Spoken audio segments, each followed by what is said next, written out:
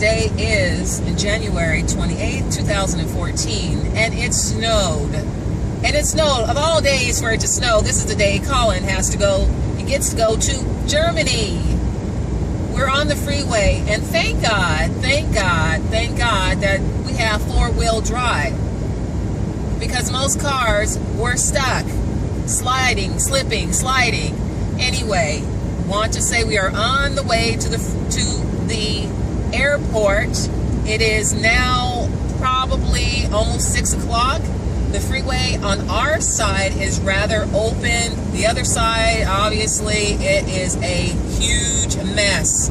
There's a bus we are passing by. They look like they're stuck. So anyway, our main goal is to get to the airport on time.